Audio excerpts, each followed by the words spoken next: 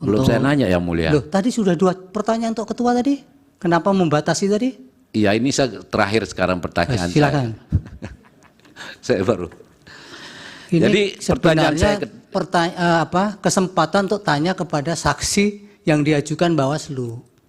Iya, karena Bukan kan berdialog udah, dengan- Yang Mulia mohon izin, semua laporan yang sudah disampaikan di persidangan ini sesungguhnya sudah dirilis oleh Bawaslu. Iya, pertanyaan satu lagi apa, Pak Sira Ya. ke ketua? Nah, pertanyaan saya terakhir, kenapa Bawaslu enggan untuk melakukan penindakan terhadap berbagai pelanggaran yang ditemukan, baik berdasarkan temuan maupun laporan? Terima kasih Yang Mulia. Baik, masih ada?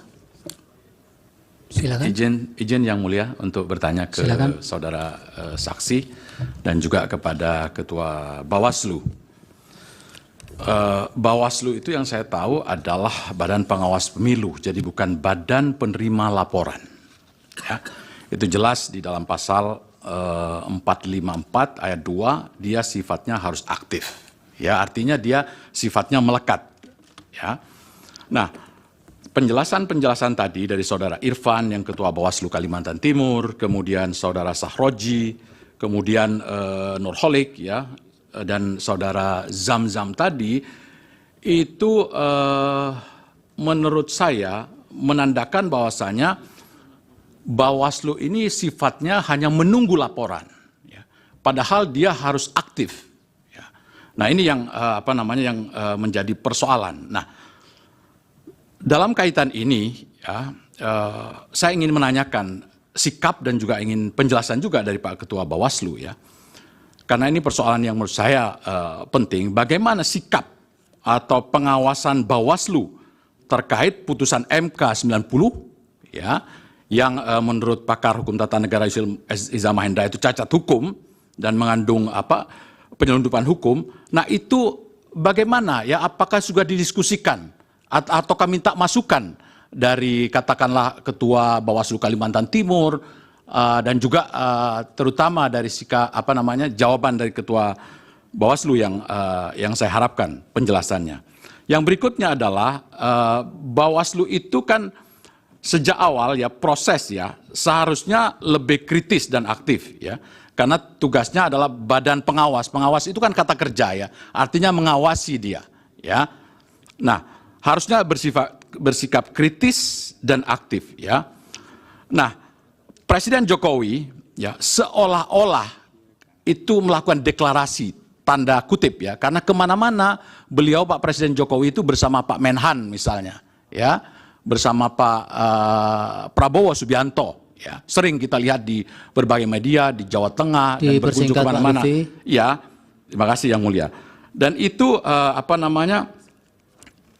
apakah ya Bawaslu misalnya berkunjung ke Kalimantan Timur, apakah dari Ketua Bawaslu Kalimantan Timur itu menanyakan misalnya ini bagaimana ini Pak Ketua Bawaslu RI ya, kan kita harus bersifat proaktif dan kita harus benar-benar melakukan pengawasan. Ini bagaimana dengan sikap Pak Presiden Jokowi dan Menhan yang kemana-mana katakanlah dalam tanda kutip vulgar ya, dan tentu saja dengan fasilitas negara. Saya mohon tanggapan dari saudara Ketua Bawaslu. Terima kasih. Cukup ya dari pihak terkait.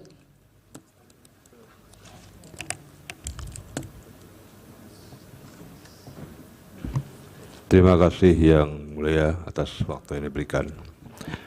Pertama-tama saya mengucapkan terima kasih kepada teman-teman saksi dari Bawaslu yang sudah begitu rinci menjelaskan berbagai dalil yang disampaikan oleh pemohon 1 dan pemohon 2 dan menjawabnya dengan sangat lugas. Namun ada beberapa hal yang saya perlu pertanyakan di sini adalah mengenai bansos. Dalam dalil pemohon 1 dan 2. Ke siapa ini Pak? Kepada semua. Semua. Ya, biar langsung semuanya aja. Oke. Yang Mulia. Mengenai perihal bansos, apakah ada temuan Bawaslu yang sangat signifikan di mana bansos itu dapat mempengaruhi terjadinya migrasi suara karena menerima bansos, dan apa kategori pelanggaran yang dilakukan dari penerimaan bansos itu. Saya kira itu saja, Yang Mulia. Terima kasih. Baik. Dari KPU cukup. Silakan dijawab dari Kalimantan Timur. Sekaligus kalau ada yang dari Pak Lutfi tadi sekalian yang pemohon 2. Meskipun irisan dengan Ketua Bawaslu. Singkat-singkat saja. Baik, terima kasih Yang Mulia. Nah, terkait dengan pelaksanaan kebijakan bansos di masa kampanye pemilu ya yang didalilkan oleh para pemohon ini, di Kalimantan Timur kebetulan tidak ada Yang Mulia pembagian bansos itu. Kemudian kalau kita bicara soal penanganan pelanggaran di Kalimantan Timur dalam masa tahapan kampanye itu ada 14 penanganan pelanggaran yang kami lakukan yang berasal dari temuan, dan tidak ada penanganan pelanggaran yang berhubungan dengan pemilihan presiden dan wakil presiden. Semuanya berhubungan dengan DPR, DPD dan DPRD kabupaten kota. Kemudian dari yang semua terkait dengan Pak Jokowi, Pak Prabowo yang ditanyakan tadi juga tidak sepanjang masa kampanye praktis Pak Jokowi tidak ada aktivitas yang berhubungan dengan ini di Kalimantan Timur. Setelah pemilu baru kemudian ada beberapa agenda beliau di agenda Presiden Republik Indonesia di IKN begitu.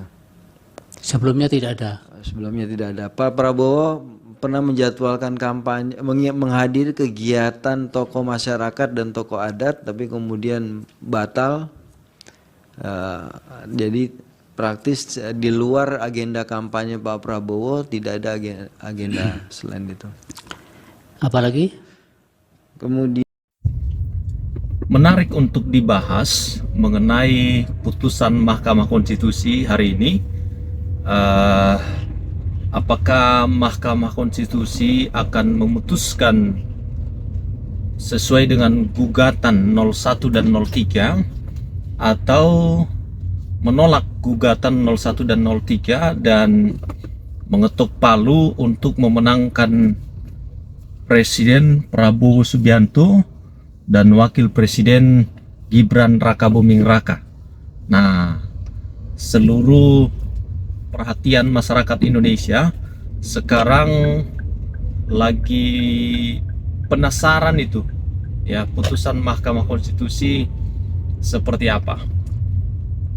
Ada beberapa kemungkinan yang bisa terjadi mengenai putusan Mahkamah Konstitusi. Kemungkinan yang pertama adalah gugatan diterima. Oke. Jadi gugatan dari Anies Baswedan dan Muhaimin Iskandar, kemudian Ganjar Pranowo, Mahfud MD, itu dikabulkan. Nah, salah satu petitum atau poin gugatan daripada 01 dan 03 mendiskualifikasi pasangan Prabowo Subianto, atau lebih khusus Gibran Rakabuming Raka, karena dinilai pencalonan Gibran menjadi calon wakil presiden dilahirkan dari produk pelanggaran etika, ya, bukan main-main. Pelanggaran etika berat dilakukan oleh dua lembaga yang melahirkan pencalonan Gibran Rakabuming Raka sebagai wakil presiden. Yang pertama yaitu Mahkamah Konstitusi itu sendiri, di mana pada saat itu diketuai oleh Anwar Usman yang merupakan paman kandung dari Gibran Rakabuming Raka, dengan melakukan berbagai macam keanehan dalam putusan, ya, mulai dari putusannya diputuskan pada saat hari libur, kemudian tidak sepakat dengan hakim-hakim yang lain, ya, dan poin daripada putusannya juga mengarah kepada sebuah pemikiran bahwa tidak lain dan tidak bukan putusan Anwar Usman mengarah hanya kepada satu orang, yaitu Gibran Rakabuming Raka, meloloskan Gibran menjadi calon wakil presiden. Dan ini sudah diadili oleh MK dan memberikan hukuman kepada Anwar Usman sebagai pelanggar etik, ya. Jadi jabatannya diturunkan dari ketua sekarang menjadi anggota dan tidak boleh ikut dalam persidangan sengketa Pilpres. Nah, kemudian yang kedua adalah, maksudnya tadi Mahkamah Konstitusi, kemudian lembaga yang kedua adalah lembaga KPU, di mana ketika Gibran Rakabuming Raka mendaftar sebagai calon wakil presiden menemani Prabowo Subianto, rupanya KPU belum memverifikasi undang-undang, ya, atau belum merubah, mengganti undang-undang lama dengan putusan MK yang baru saja diputuskan, dan Gibran sudah diterima di pendaftarannya di KPU walaupun undang-undangnya belum dirubah. Dan ini adalah sebuah pelanggaran, ya. Baru beberapa hari kemudian setelah Gibran mendaftar menyalonkan diri sebagai wakil presiden, diubah aturan itu, baru diubah oleh KPU, dan artinya bahwa KPU tidak profesional dalam hal ini dan melanggar kode etik juga, sehingga dijatuhkan hukuman kepada Hasyim Asyari sebagai ketua dan beberapa anggota KPU, ya. Jadi kalau Mahkamah Konstitusi menerima gugatan 01 dan 02 untuk mendiskualifikasi Gibran Rakabuming Raka, ya memang bisa masuk akal, ya. Ya, itu yang pertama,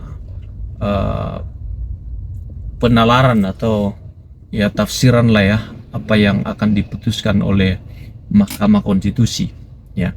Nanti mungkin kita akan terkejut sih, ya, putusannya seperti apa, tapi itu kemungkinan yang kita bisa reka gitu, ya. Kemudian kemungkinan yang kedua, kalau tadi kan diterima tuh gugatannya, yang kedua adalah diterima gugatannya tapi dengan catatan. Nah, ini agak menyakitkan, ya, agak menyakitkan buat penggugat. Catatannya adalah bahwa pemilu ini betul ada indikasi pelanggaran etik, kemudian pelanggaran hukum, namun catatannya adalah memberikan sebuah pendisiplinan kepada pihak-pihak yang terkait dan memperbaiki, ya, dengan catatan memperbaiki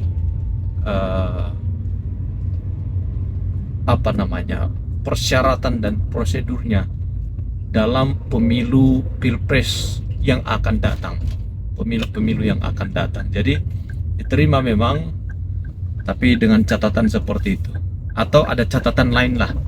Yang penting diterima tapi ada catatan. Catatannya seperti itu. Kemudian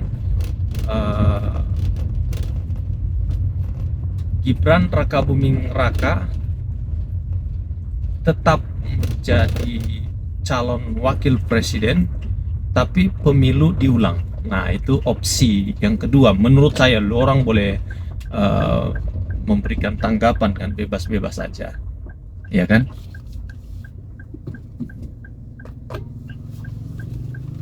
Oke, kemudian catatan yang ketiga, maksud saya bukan catatan, kemungkinan yang ketiga, gugatan itu ditolak, ditolak mentah-mentah.